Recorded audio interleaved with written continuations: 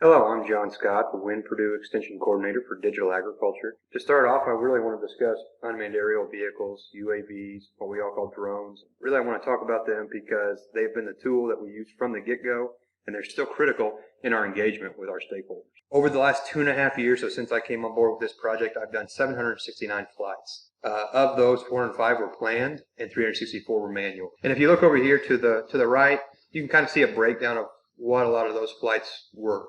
Here's some more metrics. These are actually for the other educators, the other pilots in the WHIN region. I want to talk about them because WHIN has supported these pilots to get their subscription for drone deploy so they can stitch images, and has also bought some additional sensors for them to use on their drones.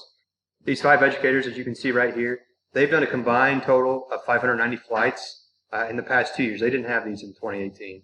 So we've got 314 in 2020 and 276 in 2019. And then again, if you look to the right, you can see the breakdown of what these educators focused on most of their time and most of their flights.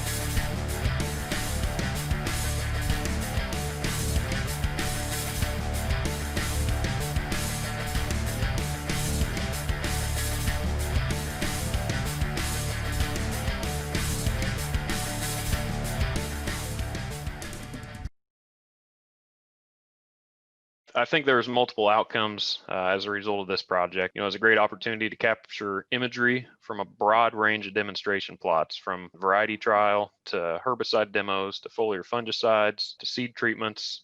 Going into this, I didn't know what I didn't know. So it was great to see a couple different cameras and sensor platforms, with your RGB versus your NDVI, NDRE, and how can we utilize these tools to see some of these different things and agronomic practices that we're testing. And I'm currently in the process of purchasing a drone. For me, it'll primarily be research purposes. So I'm in charge of a lot of our R&D trials. So a drone is going to be a great tool to maybe help us pick up on some of those subtle differences that we might not pick up on with the naked eye. So this year with WHIN, it's been a proof of concept for us. And we're often limited by the number of people that we have, but drones has allowed us to expand our workforce.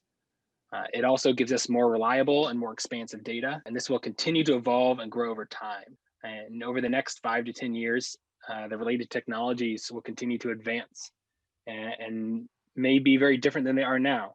But we will be able to use what we are implementing now in currently undiscovered ways that we'll have already started in the program and have the partnerships in place to be able to use that data.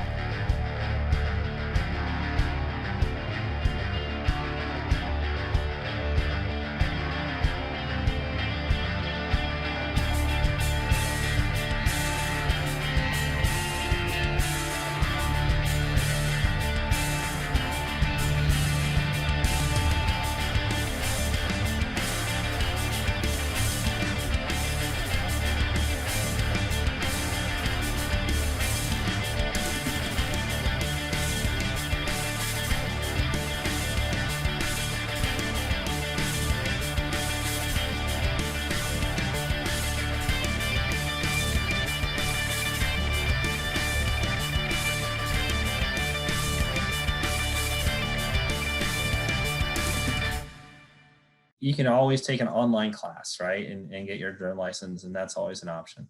But I think if you really want to get a good understanding of the drone itself, get prepared for the test, but also have practical reasons to go out and use it, this course is great. It gives you some insights. You know, John going over camera settings. I know a lot of people are like, oh, why are we going over camera settings? Well, you realize really quickly if you're flying very many acres, if you don't have your camera settings right, you're wasting your time real quick. And this to do practical examples that John did, I think helped out quite a bit. But I think people seeing what he was doing, I think really opened their eyes, not only the growers that were participating, but other companies that were wanting to get into it, kind of get some ideas of, okay, this is the value proposition of flying a drone. Another component that we've been looking at here more recently, outside of UAVs, is curriculum development. And this agriculture technology curriculum is something that the industry has said they need. So we are working toward developing this for them. Currently, we have a pilot at Heartland Career Center in Wabash, Indiana. We are in current discussions to have a pilot at Flora in Carroll County. We're also going to be engaging with the IAEE group. They have a ag teacher training in January that we're going to be doing a one-day training to talk about this curriculum. The future I see for WHIN is by creating extension signature programs where we can take portions of the overall curriculum, break it down into its focused area, and then we can teach just to that area. We're going to actually take a look next at the small pieces of curriculum that we've developed. This program took over 2 years to develop. So I was forming partnerships originally with business and industries, trying to find out those hardcore skills that they're needing in the industry. And then somehow I had to make that into usable format for the classroom. So I called all across the country trying to find curriculum that we can actually use that will cover objectives and meet standards. And it was very difficult. There's no other program that really offers precision agriculture as of yet. And so I was fortunate, and God just kept opening many doors to make this program work and jive. And I met Austin Pearson and John Scott from the Purdue Extension, which were the leaders, as well as other Purdue educators that came together, and they made the curriculum for our program. It's very rigorous, and the students are enjoying and very eager to learn all the new technology that's associated with their curriculum. Next up, I do want to mention this digital ag app database. The question that we would have at some of the meetings is, we want to build this, is there an app for that? Well, we only had to operate on what we knew in our heads, that whether is there or isn't there. So there had to be a better way. So I talked with Chad Martin in probably May or April of 2020 and said, hey, this might be a good project for the WHIN interns, to help start this database. So they started it, and I helped finish it in September. And right now it contains over 500 agricultural applications. Things from iOS to Android to web-based apps.